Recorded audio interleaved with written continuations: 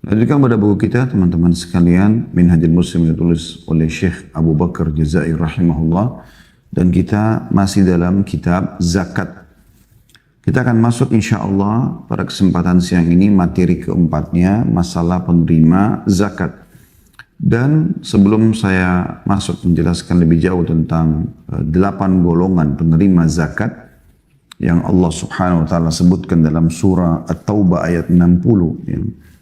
Saya ingin mengingatkan kembali kepada seluruh saudara kita kaum muslimin di Indonesia, siapapun yang mengikuti acara kita ini live ataupun siaran ulang, ataupun bisa teman-teman yang mengikuti acara ini menyebarluaskan kepada teman-teman, kerabat, kenalannya, agar Ramadan ini mereka menghitung haul zakatnya, karena Ramadan adalah bulan pelipat gandaan amal dan sangat mudah untuk diingat. Jadi caranya adalah Anda niatkan tahun lalu, Ramadan tahun lalu adalah awal haul, dan Ramadan ini berarti Anda sudah tutup, sudah tiba masa haul. Anda hitung semua harta Anda yang Anda investasikan, yang Anda tabung, gitu kan. Kemudian Anda lihat kalau dia mencapai nisab, kadar minimalnya 85 gram emas, dikeluarkan 2,5%. Dan usahakan didistribusikan di Ramadan ini. Apakah Anda secara pribadi membagi-bagikannya kepada orang-orang yang berhak yang akan kita sebutkan sebentar lagi insya Allah, atau Anda melalui lembaga-lembaga amil zakat yang sudah ada. Apakah itu pemerintah ataupun lembaga-lembaga swasta yang ada di Indonesia. Maka itu satu hal yang sangat baik, ya, yang untuk bisa dilakukan di Ramadan ini. Dan semoga ini Allah SWT mudahkan. Kami pun dari Yayasan Sedekah Kreatif menerima zakat tersebut, lalu kami mengalokasikan juga kepada mustahik. Nah, ini teman-teman juga bisa kalau mau bergabung bersama kami bisa mendatangi medsos Yayasan Sedekah Kreatif, insya Allah. Kami punya banyak sekali program sosial, diantaranya alokasi zakat mal ini. Allahu a'lam. Baik.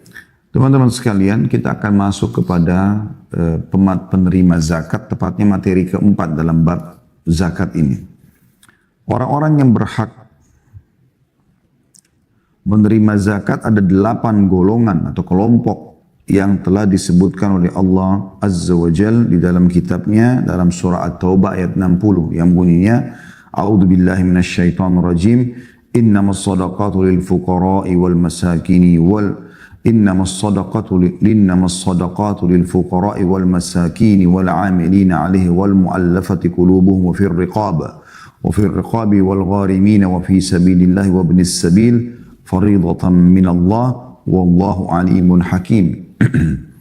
Artinya, sesungguhnya zakat-zakat itu hanyalah untuk orang-orang fakir, orang-orang miskin, pengurus-pengurus zakat, para muallaf yang dibujuk hatinya, memerdekakan budak, orang-orang yang terlilit hutang, orang untuk jalan Allah, dan orang-orang yang sedang dalam perjalanan sebagai suatu ketetapan yang diwajibkan Allah, dan Allah maha mengetahui lagi maha bijaksana.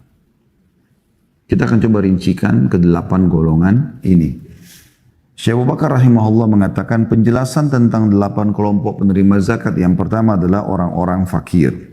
Orang fakir adalah orang yang tidak mempunyai harta untuk memenuhi kebutuhannya dan kebutuhan orang-orang yang menjadi tanggungannya, yang meliputi makanan, minuman, pakaian, dan tempat tinggal, meskipun ia mempunyai harta yang mencapai nisab.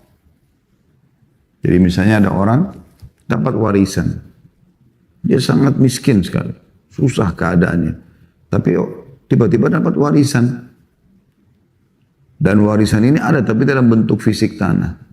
Dia nggak bisa buat apa-apa. Tanah juga kalau mau dijual butuh waktu yang lama. Mungkin dia berada di sebuah perkampungan. Kan? Maka yang dilihat adalah keadaan dia sekarang. Dan lebih tepat juga, atau bisa kita bahasakan, orang fakir ini teman-teman adalah orang yang tidak tahu mau makan apa pada hari itu. Apalagi besok. Susah sekali hidupnya. Dia pun susah. Bahkan kadang-kadang mungkin sepotong roti atau sepiring nasi dimakan beramai-ramai sama istri dan anak-anaknya. Atau mungkin mengambil makanan-makanan bekas dari sampah.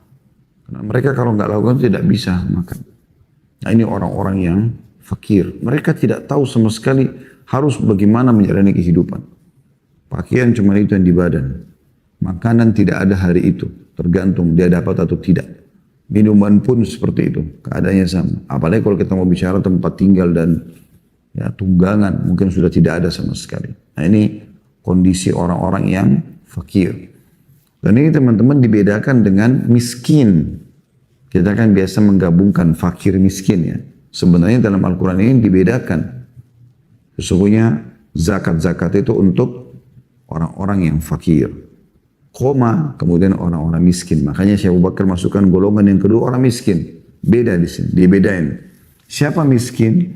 Orang miskin kadang-kadang kefakirannya lebih ringan daripada orang-orang fakir.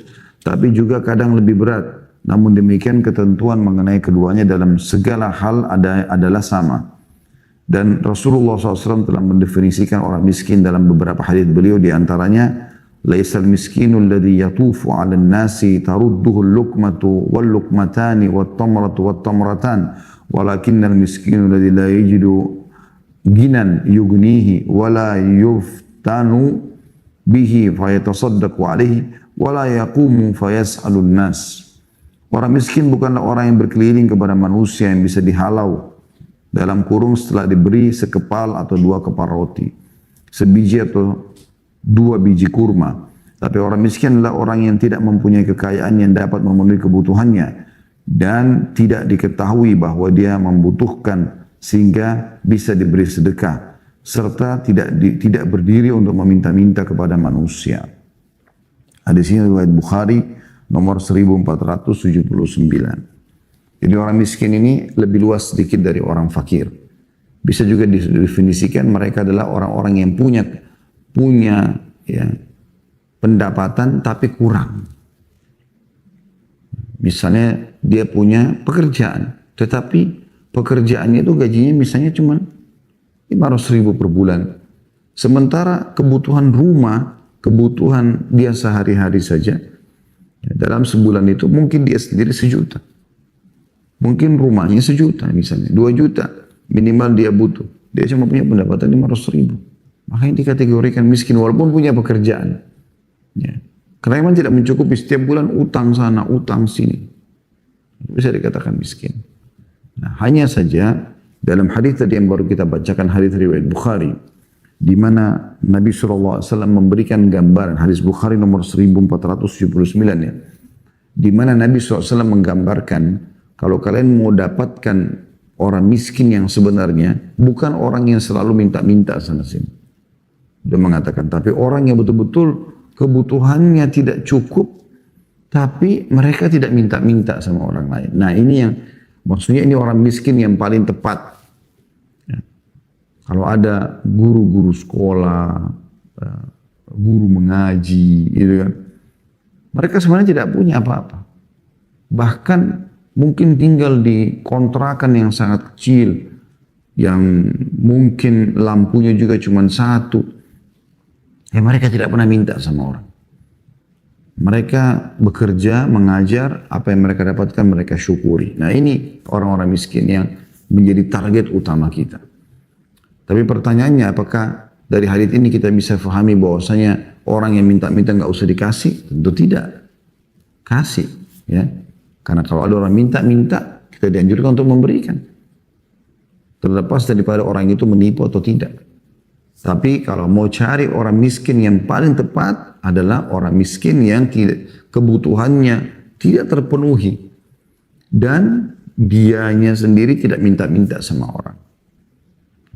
Ada juga orang subhanallah karena keadaan dia tidak bisa. Kalau tidak minta, maka dia pun terpaksa keluar. Gitu ya, meminta sana sini. Nah itu juga boleh diberikan. Tetap dia masuk dalam kategori miskin ya. Tapi miskin yang terbaik, yang paling tepat sasaran adalah yang tidak minta sama orang, tapi kita tahu keadaan dia susah. Seperti itu. Dan Anda bagi yang punya kemampuan, kami sarankan ya, semoga Allah SWT mudahkan saya dan teman-teman mengamalkan ini. Artinya, kalau kita sudah menemukan ada orang yang kita tahu keadaannya fakir, nggak ada sama sekali yang bisa memenuhi kebutuhan dia, atau orang miskin, ada tapi pas-pasan. Mungkin sehari dapat makanan, sehari tidak misalnya. maka jadikan mereka sebagai sumber pahala kita. Artinya, kenali mereka, kenali alamatnya, gitu kan, dan maksimalkan sedekah kita pada dia. Jadi kayak misalnya kita biayai, mungkin si bapaknya kita pekerjakan, dikasih gaji, mungkin kebutuhan rumahnya beras, gula yang mendasar kita penuhi, anaknya kita sekolahkan, jadi maksimalkan. Mungkin tempat tinggalnya kalaupun rusak kita coba perbaikin, jadi maksimalin aja ke situ. Ya. Memperbaiki keadaan seorang muslim yang dalam keadaan kesulitan lebih baik daripada Anda bagi ke 10 orang yang tidak menyelesaikan permasalahan mereka. Karena ini menyelesaikan permasalahan langsung. Ya. Sama zakat misalnya. Mana lebih baik? Saya punya zakat 1 juta rupiah. Target saya ada 10 orang. Saya bagi kepada setiap orang 100.000 kepada 10 orang tersebut, tapi belum menyelesaikan permasalahan mereka. Karena si A punya utang 200.000, Anda kasih 100.000 belum bisa menyelesaikan utangnya. Kebutuhan dia 300.000 belum bisa memenuhi kebutuhannya. Si B juga begitu. Jadi Anda kasih 1 juta pun zakat Anda ini, walaupun ada dari sumber lain, mungkin Anda berpikir, oh mungkin dia bisa dapatkan dari sumber lain. Mungkin dia bisa dapatkan dari sumber yang lain, ini belum tentu. Bisa dapat, bisa enggak gitu. Mana lebih baik? Saya bagikan 100.000 kepada masing-masing, belum menyelesaikan masalah mereka, atau saya fokus kepada 1 atau 2 orang, 1 juta itu saya berikan, tapi selesai permasalahan mereka. Tentu lebih baik Anda selesaikan dengan 2 orang. Karena selesai permasalahan mereka. Semoga yang sisa itu Allah berikan dari sumber yang lainnya. Kalau Anda bisa selesaikan semuanya 10 orang, bagus sekali. Ya. Jadi dalam membantu orang jangan setengah-setengah, maksimalkan itu. Kemudian yang ketiga adalah para pengurus zakat atau amil zakat. Nah ini lembaga-lembaga zakat. Ya. Boleh mereka memberikan gaji pegawainya dari situ.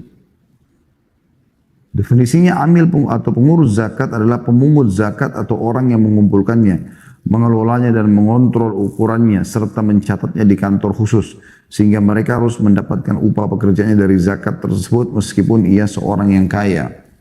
Hal itu berdasarkan sabda Rasulullah SAW, la tahillu sadaqatu li ghaniyyin illa li khamsa, li'amilin 'alaiha aw rajulin ishtaraha bimalih aw gharimin aw ghazin fi sabilillah aw miskinin tusuddiqa 'alaihi minha fa uhdiya atau fa'ahda minha li ghani. Sedekah atau zakat tidak boleh diberikan kepada orang kaya kecuali kepada 5 kelompok dari orang-orang kaya ini. Yang pertama, petugas yang mengurusinya. Jadi walaupun ketua yayasan dari sebuah lembaga amil zakat itu kaya, tapi karena mereka khusus menerima zakat-zakat yang dari umat ini, maka boleh mereka keluarkan dari zakat tersebut untuk gaji, ya, untuk gaji mereka. Kemudian yang kedua, orang kaya yang membeli zakat itu dengan hartanya sendiri. Jadi dia membeli hasil zakatnya orang. Jadi misalnya ada orang mendapatkan zakat kambing misalnya.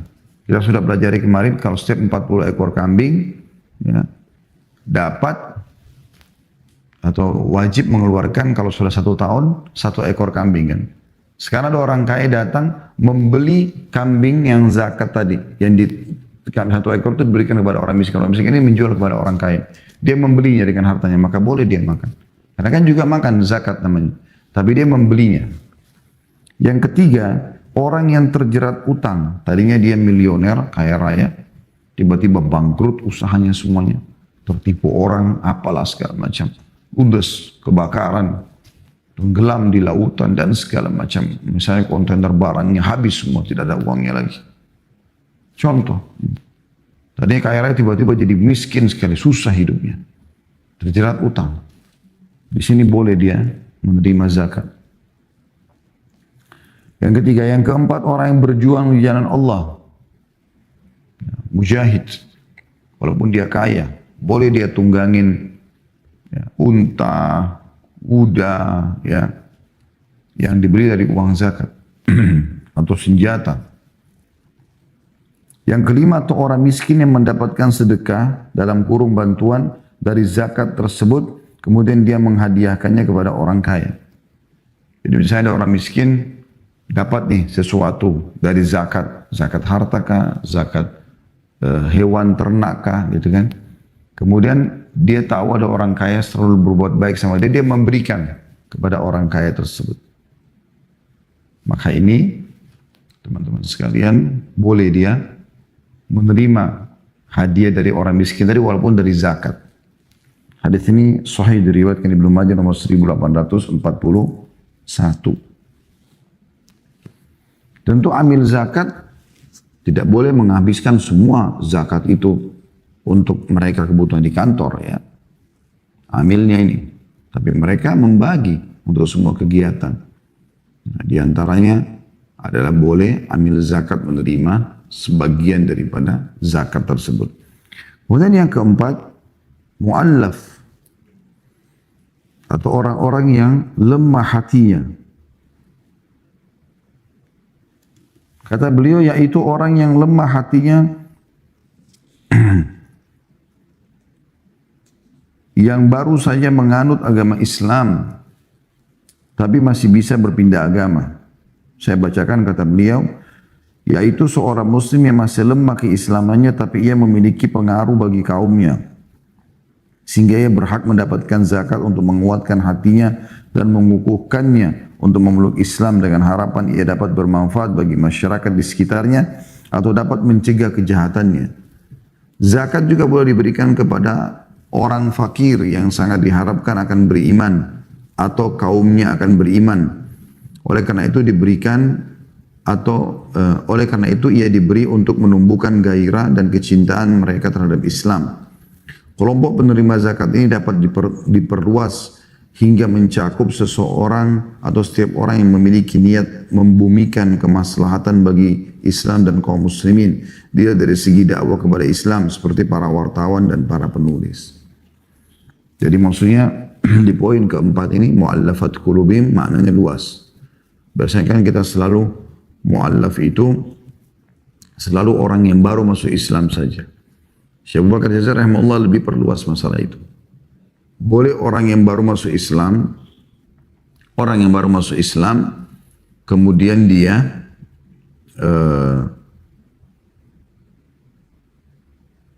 dianggap mungkin masih lemah, bisa berpindah agama lagi. Karena dengan masuk Islam, dia diberhentikan di tempat kerjanya, dikucilkan oleh keluarganya. Maka dibantu dengan zakat, supaya dia mulia, bisa hidup. Bisa juga orang yang memang baru masuk Islam, dia tokoh masyarakat, dianggap dia juga masih lunak hatinya, walaupun dia tidak susah hidupnya. Tapi dengan kita memberikan kepada dia sebagian harta zakat, dia akan lebih kokoh dengan Islam. Kasus contoh Abu Sufyan radhiyallahu anhu pada saat masuk Islam, dia orang kaya raya di Mekah. Tapi Nabi SAW berikan dia dari harta rampasan perangnya sangat banyak. Sampai disilakan pada saat itu dengan hari 100 ribu. Sudah diberikan sekian banyak ya, emas dan perak oleh Nabi SAW. Dan Abu Sufyan pimpinan Mekah, dia baru syahadat.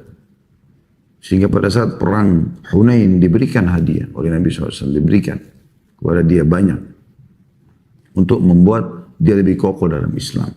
Bahkan dia datang meminta buat anaknya Yazid, dia minta buat anaknya Muawiyah, semua dikasih oleh Nabi SAW. Atau di sini juga bisa bermakna orang kafir, tetapi dia kemungkinan besar dengan diberikan harta masih bisa masuk Islam. Ya. Seperti kasus Nabi SAW memberikan harta kepada seseorang di perang Hunain. Banyak, dia cuma minta 1 ekor kambing, Nabi SAW kasih banyak kambing. Sampai dia pulang ke kaumnya lalu dia mengatakan, hai kaumku masuk Islam lah, karena Muhammad mengajarkan ajaran yang tidak akan pernah membuat kita miskin. Jadi bisa ditarik mereka supaya masuk Islam. Karena ada orang mungkin dengan harta, mungkin dengan pekerjaan, dia mau masuk Islam. Begitu juga kata beliau di sini adalah bisa diperluas demi untuk maslahat Islam dan kaum muslimin. Orang-orang yang mungkin bisa membela Islam dari para wartawan, para penulis, Kata beliau ini juga boleh diberikan dari zakat tersebut. Ya. Mungkin satu waktu malah dia tertarik dengan Islam. Itu golongan yang keempat. Golongan yang kelima, budak yang ingin merdeka karena Allah Subhanahu wa Ta'ala. Baik memerdekakan budak atau mukatab, yang berarti budak sedang menebus dirinya dengan cicilan kepada majikannya. Kata beliau, kelompok ini merupakan kaum muslimin dari kalangan budak yang lemah sehingga uang tebusan untuk memerdekakannya diambil dari zakat. Atau seorang muslim yang menjadi hamba saya karena miskin sehingga ia harus diberi zakat untuk memenuhi tebusannya supaya dapat memerdekakan dirinya. Jadi dua sisi. Kita sebenarnya bisa juga melakukan hal misalnya, alhamdulillah di zaman sekarang tidak ada ya. Tapi di zaman dulu ada itu teman-teman sekalian. Zaman dulu itu ada. Bagaimana seorang muslim bisa datang ke pasar-pasar perbudakan, membawa zakatnya lalu menebus setiap budak dengan zakat tersebut. Ya. Kalau sekarang sudah tidak ada perbudakan ini. Atau misalnya ada budak hamba sahaya yang susah hidupnya, maka kita biayai hidupnya dia karena majikannya mungkin tidak memberikan dia makan yang layak segala macam, kita berikan dari zakat. Atau memang mukatab tadi saya bilang. Mukatab ini yang Nabi SAW janjikan pasti akan mendapatkan rezeki. Ya. Adalah seorang budak yang negosiasi sama majikannya sambil mengatakan, saya mau bebas. Kira-kira apa syaratnya? Misalnya majikannya mengatakan, kau tebus dirimu dengan 10 juta rupiah, baru kau bebas. Maka dia mengatakan, baiklah, izinkan saya mencicil setiap bulan 1 juta. 10 bulan saya bebas. Sepakatlah. Maka pada saat dia lagi sementara cicil, boleh kita berikan kepada dia zakat supaya lebih cepat dia menyelesaikan atau keluar dari perbudakannya. Ini Anda bisa kembali juga ke kisah Salman Al-Farisi radhiyallahu anhu dan beberapa sahabat Nabi yang lain yang memang menebus diri mereka kepada majikannya sesuai dengan permintaan yang diajukan oleh majikannya. Waktu itu majikan Salman Al-Farisi seorang Yahudi. Dia minta sekian banyak pohon kurma. Maka Nabi SAW memotivasi para sahabat untuk nyumbang. Dan beliau sendiri SAW ikut menanamkan bibit pohon kurma itu di tanah tadi. Kemudian yang keenam, orang-orang yang terlilit utang atau berhutang. Maksudnya kata beliau adalah orang-orang yang meminjam sejumlah uang yang akan dipergunakan untuk hal-hal baik. Ini garis bawah ya. Bukan hal-hal buruk gitu. Bukan untuk kemaksiatan kepada Allah dan Rasulnya. Tetapi ia tidak mampu melunasinya karena sesuatu dalam kurung udzur syar'i sehingga ia layak mendapatkan zakat untuk melunasi utangnya sesuai dengan sabda Rasulullah sallallahu alaihi wasallam, la tahillul mas'alatu illa li thalath, lidhi faqrin mudqi'in aw lidhi gurmin mufdhi'in aw lidhi damin muji'in. Artinya meminta-minta tidak diperbolehkan kecuali oleh 3 orang. Orang yang sangat fakir, orang yang mempunyai utang yang banyak lalu lagi berat, dan orang yang harus memiliki tanggungan dari darah yang tersakiti atau dia ya. Hadis ini ada penjelasan di bawah putut nomor 1061 ya.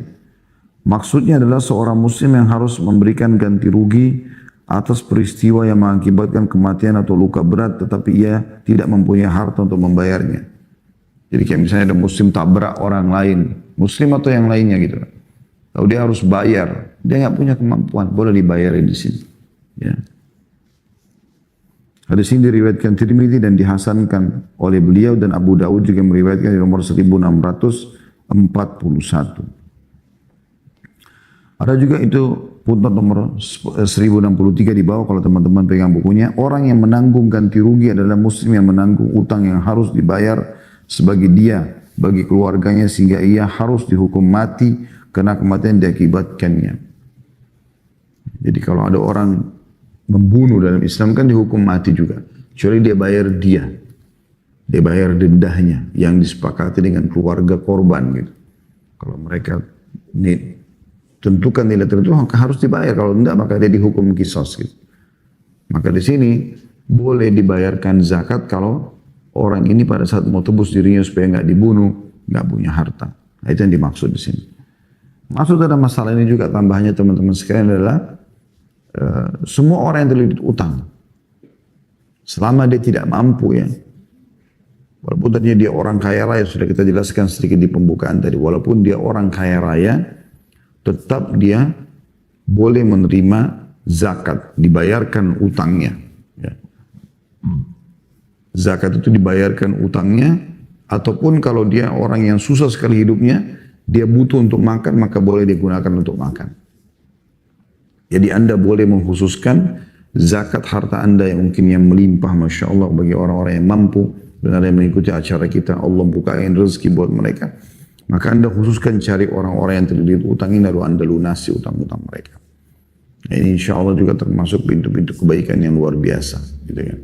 Karena kata Nabi SAW, siapa yang mengutangkan orang, memberikan tenggang waktu, atau memaafkan, ya, maka dia akan dapat naungan Allah pada hari kiamat. Tidak ada naungan kecuali naungannya.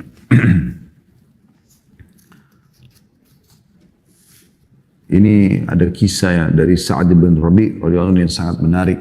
Beliau saking pekahnya dengan sedekah ini, beliau sampai berdoa kepada Allah serius mengatakan, beliau khususkan dalam doanya, ya Allah, mudahkanlah dan muliakanlah aku dengan sedekah. Dia maksudnya dia minta kekayaan kepada Allah, dia juga minta agar Allah berikan kantong-kantong, pintu-pintu peluang-peluang untuk bersedekah itu. Maka beliau sering kali melakukan sedekah yang mungkin tidak umum orang lakukan. Seperti misalnya dia mengatakan kepada anaknya Qais radhiyallahu anhu, juga seorang sahabat yang mulia, ini gudang hartanya ayah, habiskan dengan sedekah. Maka dia dengan ayahnya atau dengan anaknya sibuk. Mungkin sama dulu belum ada pengeras suara, belum ada medsos, dia sama anaknya naik ke atas atap rumahnya sambil berteriak, ya, mengatakan, hai muslimin, siapa yang butuh pinjaman uang, siapa yang butuh sedekah, siapa yang butuh kebutuhan pokok hariannya, silakan datang. Maka ada yang butuh datang pinjam uang, ada yang butuh minta bantuan saja, ada yang butuh untuk diberikan, kalau kita mungkin sekarang sembako ya, itu maka beliau lakukan. Tapi yang unik adalah tiap hari dilakukan. Dan tiap hari dia sama anaknya ini keliling. Bukan keliling untuk mencari investasi baru. Mereka keliling untuk bersedekah, dan subhanallah gudang hartanya tidak pernah kurang. Tidak pernah kurang sama sekali. Dan lebih unik lagi, dia juga membuka pintu untuk mengutangkan orang. Sepakat nih misalnya dibayar 1 bulan. Nah, dibiarkan orang itu dengan niat utang. Begitu dia datang di waktu yang disepakati akan membayar utang, maka dia mengatakan, kami tidak akan pernah mengambil apa yang sudah kami keluarkan karena Allah, kami sudah maafkan. Maka di sini dia mendapatkan 2 pahala. Pahala mengutangkan orang, ya, dan juga pahala bersedekah dengan harta tersebut. Tambah lagi ada pahala lain sebenarnya, pahala yang ketiga, yaitu memaafkan utang orang. Jadi ini luar biasa gitu, bagaimana kejelian beliau melihat peluang-peluang pahala ini.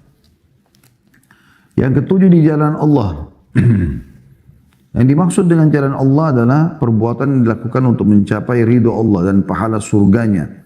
N-nya besar kata ganti Allah, terutama jihad untuk menegakkan kalimat atau agama Allah. Oleh karena itu seorang pejuang di jalan Allah, meskipun ia kaya, ia dapat diberi zakat. Bagian ini juga mencakup seluruh kemaslahatan umum keagamaan, seperti pembangunan masjid-masjid, pembangunan rumah-rumah sakit, pembangunan sekolah-sekolah, dan pembangunan panti asuhan untuk anak-anak yatim. Namun demikian yang harus didahulukan adalah jihad, seperti mempersiapkan senjata, perbekalan, pasukan, dan seluruh kebutuhan jihad dan perang di jalan Allah. Jadi memang ini khilaf di antara ulama ya. Tapi yang kami ketahui, sebenarnya pendapat ulama lebih cenderung mengatakan ini khusus untuk jihad. Maka yang lain, pembangunan masjid, sekolah, dan segala macam tidak boleh diambil dari zakat. Ada juga pendapat sebagian ulama yang mengatakan boleh. Yang penting masalah umum seperti Syekh Abu Bakar Jazair rahimahullah sebutkan sini, tapi tetap diprioritaskan kalau ada jihad yang didahulukan. Tapi pada saat jihad lagi tidak ada, zakat lagi menumpuk, maka celah ini masih bisa dipakai untuk maslahat umum umat Islam. Yang kedelapan, yang terakhir adalah Ibnu Sabil. yaitu orang yang dalam perjalanan atau musafir yang telah jauh meninggalkan negerinya, sehingga ia layak mendapatkan zakat untuk menutupi kebutuhannya selama perjalanannya, walaupun ia adalah orang yang kaya di negerinya. Hal ini dilihat dari kondisinya yang dapat menyeretnya ke dalam kefakiran ketika dalam perjalanan dan jauh dari negerinya. Ini bisa dilakukan jika ia tidak menemukan seseorang yang bisa meminjamkan uang kepadanya yang dapat memenuhi kebutuhannya. Jika ia menemukan orang yang bisa meminjamkan uang kepadanya, ia wajib meminjamnya dan tidak berhak mendapatkan zakat selama ia adalah orang yang kaya di negerinya. Jadi kalau Ibnu Sabil kita bisa rincikan dua. Yang pertama adalah Ibnu Sabil, orang yang jalan musafir, terputus jalan, dan memang dasarnya orang miskin. Maka bergabung padanya dua hal. Dia miskin atau dia fakir dan juga Ibnu Sabil. Ya. Seperti orang berangkat dari Surabaya ke Jakarta misalnya, pakai bus. Dia misalnya orang susah. Bus pun mungkin diberikan tiket oleh temannya. Kemudian tiba di Jakarta, dirampok, diambil bekalnya. Gak ada sama sekali. Ibnu Sabil, terputus jalan. Boleh dibantu dengan zakat. Sedekah pun boleh tentunya. Tapi zakat di sini pintunya boleh terbuka buat dia. Atau tadi Syekh Abu Bakar Jazair kasih contoh, orang kaya, kemudian dia jauh dari negerinya. Ini lebih cenderung seperti perjalanan zaman dulu. Kalau zaman kita sekarang sangat minim sekali terjadi seperti ini. Karena memang fasilitas luar biasa. Transportasi zaman kita sekarang rata-rata pesawat, kapal laut, kereta api, semuanya bagus-bagus ya. Dan aman gitu. Zaman dulu orang menggunakan kuda, unta, bisa untanya, kudanya mati di tengah jalan, bisa dia dirampok. Walaupun dia orang kaya di negaranya, tapi kalau kita temukan orang yang terputus jalan, kalau dia orang kaya di negerinya, maka ada dua opsi. Opsi yang pertama adalah dia pinjam dulu dari orang di sekitar situ, nanti dia bayar. Kalau tidak bisa, maka dia boleh menerima zakat. Yang dimaksud dengan Ibnu Sabil. Lalu beliau mengatakan, catatan di sini, yang pertama, seorang muslim diperbolehkan menyerahkan zakat hartanya kepada salah satu kelompok manapun di antara kedelapan kelompok penerima zakat di atas. Tapi hendaknya ia mengutamakan kelompok yang paling membutuhkan dan paling banyak kebutuhannya. Jika zakat yang dikeluarkannya berjumlah banyak, maka membagi-bagikannya kepada setiap kelompok dari kedelapan kelompok tersebut adalah lebih baik. Jadi dari 8 kelompok boleh dia pilih salah satunya. Orang miskin aja misalnya, orang miskin aja. Ibnu Sabil aja. Walau terlalu utang saja. Misalnya dia punya zakat 200 juta. Ada orang temannya dia kenal baik, terlalu utang. Kalau tidak bayar malah dia bisa dipenjarakan. Dibayarkan semua 200 juta, boleh saja. Atau memang dia boleh bagi kalau 8 golongan itu semua ada dan memang memungkinkan untuk dia bagi semua itu juga tidak ada masalah. Yang kedua, seorang muslim tidak boleh memberikan zakatnya kepada orang-orang yang wajib dinafkahinya, seperti kedua orang tuanya, anak-anaknya dan seterusnya ke bawah, juga istri-istrinya, karena ia berkewajiban memberikan nafkah kepada mereka ketika mereka membutuhkan nafkah. Jadi penerima nafkah wajib dari seseorang tidak boleh diberikan zakat. Ibu ayah terus ke atas, kakek nenek dan seterusnya. Anak terus ke bawah, cucu dan seterusnya. Ya. Ini nggak boleh terima zakat. Pasangan hidup, istri nggak boleh. Karena memang kita wajib sebagai seorang memberikan nafkah. Gitu kan? Nah, ini poin yang perlu digarisbawahi. Tapi saudara, ponakan, paman boleh menerima zakat. Yang ketiga, zakat tidak diberikan kepada keluarga Nabi SAW karena kemuliaan mereka. Dan mereka adalah Bani Hashim, keluarga Ali, keluarga Ja'far, keluarga Aqil, dan keluarga Al-Abbas radhiyallahu anhum ajma'in. Berdasarkan sabda Rasulullah SAW, Inna sadaqata la tambagi li ali Muhammadin sallallahu alaihi wasallam, innama hiya awsakhun nas. Sesungguhnya zakat itu tidak layak diberikan kepada keluarga Muhammad sallallahu alaihi wasallam karena zakat itu hanyalah kotoran manusia. Riwayat Muslim nomor 1072. Lalu apa yang diberikan kepada keluarga Nabi SAW? Hadiah. Nabi SAW menerima hadiah. Ya. Kalau sedekah, zakat, beliau tidak terima. Sedekah pun yang itu tidak diterima oleh Nabi SAW. Makanya dikatakan inna sadaqah. Di sini bisa bermakna zakat, bisa bermakna sedekah secara umum. Ya. Maka Nabi SAW pernah satu malam gelisah, kalau ditanya oleh Ummu Salamah, kenapa anda ya Rasulullah? Kata Nabi SAW, tadi saya makan satu butir kurma dekat ranjang, saya khawatir itu adalah sedekah. Ya, maka saya khawatir karena itu. Ya, karena tidak dihalalkan untuk beliau dan keluarganya, alaihimussalatu wassalam. Yang keempat, seorang muslim diperbolehkan membayar zakat hartanya kepada pemimpin muslim walaupun dia seorang yang zalim. Dan dengan zakat itu maka kewajiban telah gugur. Berdasarkan sabda Rasulullah SAW tentang zakat, "Idza addaitaha ila rasuli faqad bari'ta minha falaka ajruha wa ithmuha ala man baddalaha." Jika kamu menyerahkan zakat kepada utusanku, maka kamu telah lepas dari kewajiban membayar zakat dan pahalanya untuk kamu. Sedangkan dosanya adalah untuk yang mengubahnya atau menyalahgunakannya. Hadis ini riwayat Ahmad nomor 11.986. Jadi boleh memberikan kepada pemerintah. Kemudian yang kelima, zakat tidak boleh diberikan kepada orang fakir dan tidak juga kepada orang fasik. Seperti orang yang meninggalkan sholat dan orang yang melecehkan syariat Islam berdasarkan sabda Nabi SAW, tu'khadhu min agniyaihim fa turaddu ila fuqaraihim. Zakat itu diambil dari orang-orang kaya dari kalangan mereka dan dikembalikan kepada orang-orang fakir dari kalangan mereka. Hadis riwayat Ahmad nomor 1395 dan Muslim nomor 19. Maksudnya adalah zakat diambil dari orang-orang kaya di kalangan kaum muslimin yang beriman, yang baik, dan dibagikan kepada orang-orang fakir dari kalangan muslimin juga. Bukan kepada orang kaya dan bukan pula kepada orang yang kuat yang mampu bekerja mencari nafkah. Hal ini sesuai dengan sabda Nabi SAW, la hadza fiha li ghaniyin wala li qawiyyin muktasib. Orang yang kaya tidak mempunyai bagian dari dalam zakat dan tidak pula orang kuat yang mampu bekerja. Hadis ini diriwayatkan Ahmad nomor 17.511, yakni berusaha mencari nafkah sesuai dengan kadar kecukupannya. Ini juga poin penting untuk dibahas teman-teman sekalian ya. Kalau zakat tidak boleh diberikan kepada orang yang sudah jelas-jelas kefasikannya walaupun dia fakir. Jadi pemabuk, ya, penjahat, preman jalanan, tidak boleh dikasih zakat. Kalau sudah pasti dia kerjanya itu. Tapi orang-orang yang miskin, yang duduk di pinggir jalan, butuh sesuap makanan, itu yang Anda kasih. Orang fasik ini nggak boleh. Kalau orang kaya tadi sudah kita jelaskan ya, tidak boleh sama sekali kecuali memang ada keadaan-keadaan tertentu dibolehkan mereka di 5 keadaan tadi yang sudah kita jelaskan.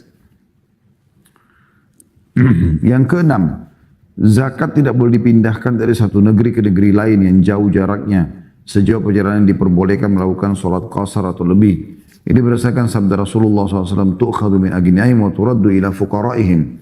Zakat itu diambil dari orang-orang kaya dari kalangan mereka dan dikembalikan kepada orang-orang fakir dari kalangan mereka. Hadis ini riwayat Bukhari nomor 1395 dan Muslim nomor 19. Nomor 19. Para ulama mengecualikan bahwa apabila di satu negeri tidak terdapat orang fakir atau di negeri lain kebutuhannya lebih mendesak, maka diperbolehkan memindahkan zakat ke negeri lain di dalamnya terdapat orang-orang fakir yang dilaksanakan oleh penguasa atau dalam kurung imam atau yang lainnya. Jadi misalnya di Indonesia masih banyak orang miskin. Zakat Indonesia jangan dikeluarkan ke tempat lain. Ke Malaysia misalnya. Atau orang Malaysia masih banyak orang miskin. Tidak usah dikeluarkan ke Indonesia. Kecuali memang kita temukan di lingkungan sekitar kita sudah sedikit orang yang miskin. Dan orang-orang kaya rata-rata menjalankan di situ dan kita tahu. Sebenarnya di wilayah sana misalnya Indonesia lebih tahu di satu wilayah Malaysia ada yang butuh. Orang Malaysia tahu di satu wilayah di Indonesia ada yang dibutuhkan. Atau Brunei dan seterusnya. Saya tahu ada wilayah Indonesia yang butuh dibantu. Atau sebaliknya dan seterusnya. Maka itu dibolehkan dikeluarkan kalau memang kita tahu negara itu lebih membutuhkan. Contoh kasus misalnya orang Indonesia, orang Malaysia, Asia Tenggara mengeluarkan ke Palestina zakatnya. Dan ada jalur untuk ke sana. Itu sangat bagus. Misalnya, sementara di Indonesia mungkin sudah terpenuhi, tapi kalau Indonesia belum terpenuhi, maka di Indonesia terlebih dahulu atau di negara kita keluarkan terlebih dahulu. Ini yang dimaksud di sini. Yang ketujuh, orang yang mempunyai piutang pada orang fakir, jika ia menghendaki menjadikan piutang tersebut sebagai zakatnya, hal itu diperbolehkan. Jika dilihat dari segi bahwa jika ia menagihnya dari orang fakir tersebut, maka ia akan membebaninya. Dan zakat itu dapat memenuhi kebutuhannya, sehingga dianggap lunas. Tapi jika ia putus asa bahwa orang fakir itu tidak dapat melunasi utangnya, atau ia memberikan zakatnya kepada fakir tersebut supaya ia mengembalikannya kepadanya, maka hal itu tidak boleh. Ya. Jadi di sini orang kaya boleh menganggap piutangnya pada seseorang sebagai zakat. Tapi syaratnya orang yang punya utang itu memang tidak mampu. Kalau dia tidak mampu, dia fakir, dia miskin, boleh. Kita berikan kepada dia dan kita anggap, sudah ya, utang kamu lunas, dan saya anggap itu adalah alokasi zakat saya. Itu dibolehkan.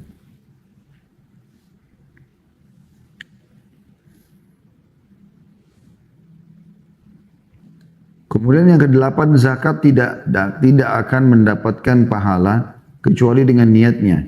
Jika seseorang mengeluarkan zakat tidak disertai dengan niat menunaikan zakat yang wajib, maka ia tidak akan mendapatkan pahalanya sesuai dengan sabda Nabi SAW, innamal a'malu binniyat wa innamal likulli imri'in ma nawa.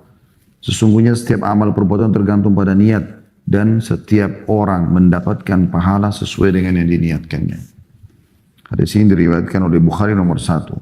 Oleh karena itu, kepada pembayar zakat, ia harus meniatkan zakat yang akan dikeluarkannya sebagai zakat yang wajib dari hartanya dan memaksudkannya untuk mendapatkan ridho Allah Ta'ala. Karena ikhlas adalah syarat diterimanya setiap amal atau ibadah. Sebagaimana Allah berfirman dalam surah Bayyinah ayat 5, A'udzubillahi minasyaitonirrajim, ma umiru illa liya'budullaha mukhlishina lahuddin. Dan mereka tidak diperintahkan kecuali menyembah Allah dengan memurnikan ketaatan kepadanya dalam menjalankan agama.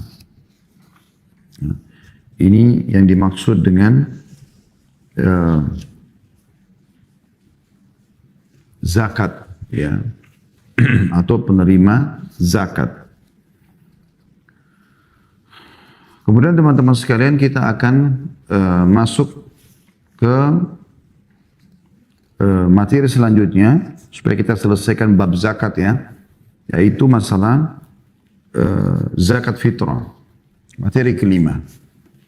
Poin A, hukum zakat fitrah. Zakat fitrah adalah suatu kebiasaan yang wajib atau sunnah wajibah atas setiap individu kaum muslim. Hal ini didasarkan pada ucapan Abdullah bin Umar radhiyallahu anhu. Jadi hukumnya wajib bagi yang mampu, ya. Farada Rasulullah sallallahu alaihi wasallam zakat al-fitri min Ramadan sa'an min tamrin aw sa'an min sya'irin 'ala al-'abdi wal hur wal dzakari wal untha was saghiri wal kabiri minal muslimin. Rasulullah SAW telah mewajibkan zakat fitrah pada bulan Ramadan sebanyak 1 sa' atau kurang lebih 2,175 kilogram. Baik itu kurma dan 1 sa' dari gandum atas budak maupun orang merdeka, laki-laki maupun perempuan, anak kecil maupun orang dewasa dari kaum muslimin. Hadis ini riwayat Bukhari nomor 1512 dan Muslim 984. Ini kebetulan karena menjelang Idul Fitri, ya. Jadi ada bahasan kita berhubungan dengan masalah zakat fitrah, ya. Nah, ini penting untuk diperhatikan, dan setiap wilayah kata ulama boleh dengan makanan pokoknya. Kayak kita beras misalnya, kita boleh keluarkan beras, ya. Kalau yang saya tahu kalau dikilokan sekitar 2,5 kilo, ya, atau 3,5 liter. Ya, itu beras, makanan pokok yang kita keluarkan di zakat fitrah. Itu hukum zakat fitrah, hukumnya wajib. Karena dikatakan Nabi SAW telah mewajibkannya.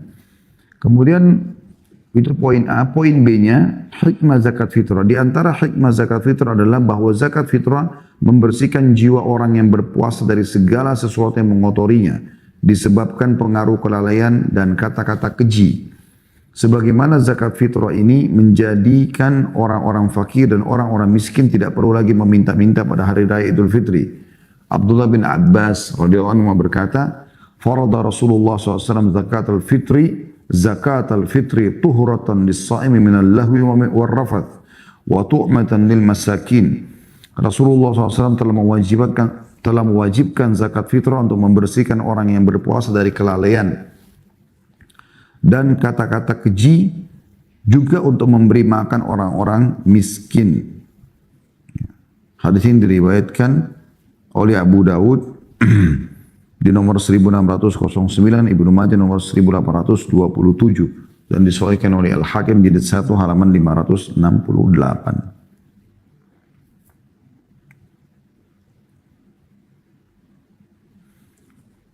Kemudian juga ada footnote nomor 1071, dikatakan terusan riwayat ini selanjutnya, ada lanjutan sambungannya adalah faman addaha qabla sholati fahiya zakatan maqbula wa man addaha ba'da sholati fahiya sadaqatun minas sadaqat. Siapa yang mengeluarkan sebelum sholat Idul Fitri maka dihitung sebagai zakat fitrah, dan siapa yang mengeluarkan setelah sholat Idul Fitri maka dia dianggap sedekah secara umum. Rasulullah SAW juga bersabda dalam hadis lain, "Ugunuhum anis su'ali fi hadzal yaum." Bebaskanlah orang-orang fakir dari meminta-minta pada hari ini, maksudnya Idul Fitri. Hadis ini riwayat Al-Baihaqi jilid 4 halaman 175. Poin C-nya, ukuran zakat fitrah dan jenis-jenis makanan yang dapat dikeluarkan sebagai zakat fitrah. Ukuran zakat fitrah adalah 1 sa'.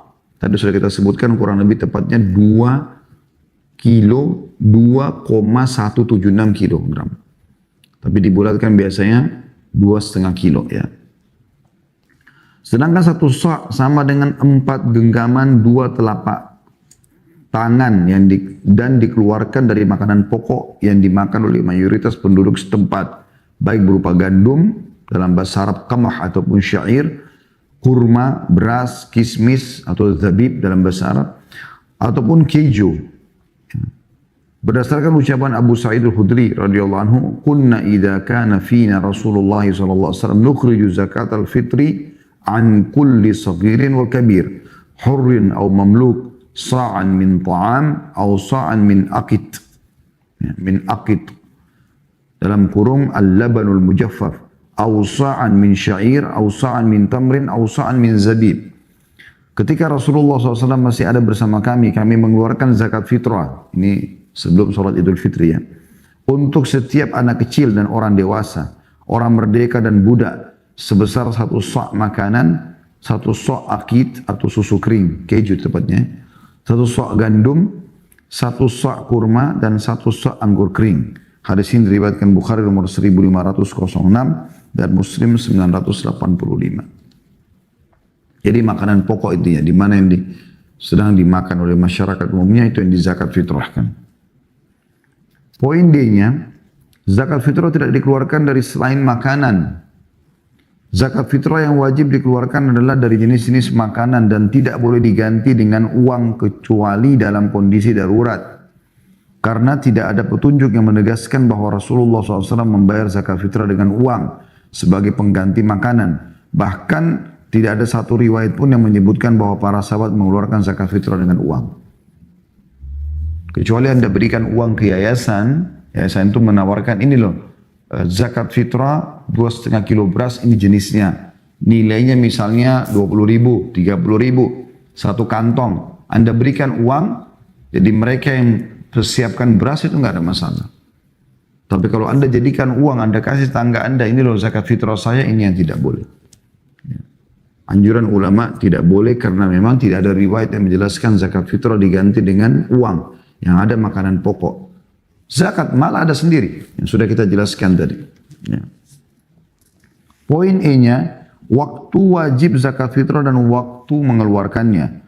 Zakat fitrah wajib pada saat datangnya malam Idul Fitri. Sedangkan waktu-waktu untuk mengeluarkannya, waktu diperbolehkannya mengeluarkan zakat fitrah adalah 1 hari atau 2 hari sebelum Idul Fitri. Karena Abdullah bin Umar radhiyallahu anhu pernah melakukan hal tersebut. Waktu mengeluarkan zakat fitrah yang utama adalah sejak terbitnya fajar hari raya Idul Fitri sampai menjelang sholat Id. Karena Rasulullah SAW memerintahkan agar mengeluarkan zakat fitrah sebelum manusia keluar untuk melaksanakan sholat Idul Fitri. Dan ucapan Abdullah bin Abbas radhiyallahu anhu yang menyebutkan Farada Rasulullah sallallahu alaihi wasallam zakat al-fitri tuhuratan lis-shaimi min al-lahwi war-rafath wa tu'matan lil masakin man addaha qabla as-salati fa hiya zakatun maqbulah wa man addaha ba'da as-salati fa hiya sadaqatun min as-sadaqat. Rasulullah SAW telah mewajibkan zakat fitrah untuk membersihkan orang yang berpuasa dari kelalaian. Mungkin selama puasa ada hal yang lalai, dimaafkan dengan zakat fitrah itu, dan kata-kata keji. Juga memberi makan kepada orang-orang miskin. Barang sampai menunaikannya sebelum sholat Idul Fitri, maka ia adalah zakat fitrah yang diterima. Dan barang siapa yang menunaikannya setelah sholat Idul Fitri, maka ia adalah sedekah dari sedekah-sedekah yang biasa selain zakat fitrah. Hadis ini diriwayatkan oleh Abu Daud nomor 1609 dan Ibnu Majah 1827. Waktu qadha atau mengganti untuk mengeluarkan zakat fitrah itu dari setelah sholat Idul Fitri dan seterusnya. Zakat fitrah bisa dilakukan pada waktu itu dan telah mendapatkan pahala tapi hukumnya makruh. Hadis ini dikatakan para ulama berpendapat tentang mengqadha zakat setelah sholat Fitri, setelah Idul Fitri. Sebagian mereka membolehkan dan selama sebelum lewat hari raya Idul Fitri ketika dilaksanakan. Jadi misalnya ada orang lupa nih, tiba Idul Fitri, dia sudah niat mau zakat fitrah, tapi subhanallah habis sholat, dia baru perhatikan ada orang-orang miskin yang ikut sholat menerima kantong-kantong beras tadi sebelum sholat Idul Fitri. Baru dia ingat, oh belum zakat fitrah saya. Di sini dia boleh mengqadha'nya. Tapi tidak berlaku bagi orang yang sengaja tidak mau mengeluarkan zakat fitrah, baru dia mengeluarkan setelah sholat Idul Fitri. Oleh karena itu, kalau anda bimbang, tidak sempat nanti membagikan beras, makanan pokok kita misalnya, di saat sebelum Idul Fitri Anda berikan kepada lembaga-lembaga amil yang bisa melaksanakan. Itu jauh lebih baik. Ya, itu akan jauh lebih baik. Baik, kemudian poin F-nya, penerima zakat fitrah. Penerima zakat fitrah adalah kelompok-kelompok yang berhak menerima zakat-zakat lain pada umumnya. Tetapi orang-orang fakir dan miskin lebih utama untuk mendapatkan zakat fitrah daripada kelompok-kelompok lain berdasarkan sabda Rasulullah SAW, "Ugnuhum anis su'ali fi hadzal yaum." Bebaskanlah mereka orang-orang fakir pada hari Idul Fitri ini dari minta-minta. Oleh karena itu, zakat fitrah tidak boleh diberikan kepada selain orang-orang fakir kecuali jika tidak ada orang-orang fakir. Kefakiran mereka yang ringan atau ada kelompok lain yang berhak menerima zakat yang lebih membutuhkan. Ya. Dari 8 penerima kelompok zakat tadi ya. Tapi lebih ditekankan adalah orang fakir dan miskin. Catatan di sini yang pertama, istri yang kaya boleh memberikan zakat fitrahnya untuk suaminya yang fakir. Sebaliknya suami tidak boleh memberikannya kepada istri karena memberikan nafkah kepada istri adalah kewajiban suami. Sedangkan memberikan nafkah kepada suami bukan merupakan kewajiban istri. Jadi zakat mal ataupun zakat fitrah boleh istri berikan kepada suaminya. Termasuk zakat malnya. Kalau memang suaminya termasuk dalam kategori orang-orang yang miskin tadi. Yang kedua, zakat fitrah tidak wajib dilaksanakan atau gugur atas orang yang tidak mempunyai makanan pada hari pelaksanaannya karena Allah tidak membebani hambanya kecuali sesuai dengan kesanggupannya. Yang ketiga, orang yang mempunyai sedikit kelebihan makanan pada hari pelaksanaan zakat fitrah, kemudian ia mengeluarkannya, maka ia akan mendapatkan pahala karenanya. Sebagaimana firman Allah yang maha tinggi menyebutkan, "Fattaqullaha mastata'tum." Maka bertakwalah kepada Allah atau patuhlah kepadanya semampu kalian. At-Taghabun ayat 16. Maksudnya kalau ada orang dia mau zakat fitrah, tapi dia nggak punya 2,5 kilo beras. Dia hanya punya 2 kilo. Boleh nggak dia zakat fitrah? Dia keluarkan saja. Walaupun idealnya adalah 2,5 kilo. Gitu kan. Yang keempat, zakat fitrah dari satu orang dapat diberikan kepada beberapa orang. Demikian pula sebaliknya. Zakat fitrah dari beberapa orang dapat diberikan kepada satu orang. Karena perintah zakat fitrah dari pembuat syariat adalah bersifat bebas atau mutlak dan tidak bersyarat ataupun terikat. Bahasa Arabnya muqayyad. Ya. Jadi sekali lagi zakat fitrah dari satu orang dapat diberikan kepada beberapa orang. Misal saya sekeluarga nih, saya sama istri sama anak 2 misalnya. Berarti kan zakat saya 2,5 kilo, istri saya 2,5 kilo, anak saya 2,5 kilo, anak yang satu lagi 2,5 kilo. Berarti kan 10 kilo kami. Boleh ini dibagi 2,5 kilo per kresek misalnya, saya berikan kepada tetangga saya si A. Yang istri saya berikan kepada tetangga si B. Jadi kita bagi. Boleh juga sebaliknya, semua itu 10 kilo kita berikan kepada satu keluarga saja atau satu orang saja. Yang kelima, zakat fitrah wajib atas seorang muslim dalam negeri di mana ia tinggal. Jadi nggak dikirim keluar gitu kan. Kecuali tadi sudah kita bahasakan, ada wilayah-wilayah muslim yang betul-betul mendesak dan di wilayah kita sudah tidak ada lagi yang menerimanya. Yang keenam, zakat fitrah tidak dapat dipindah dari satu negeri ke negeri lain kecuali dalam keadaan darurat. Keberadaan zakat fitrah sama dengan keberadaan zakat yang lainnya. Ini bahasan tentang masalah zakat. Dan dengan ini alhamdulillah kita selesaikan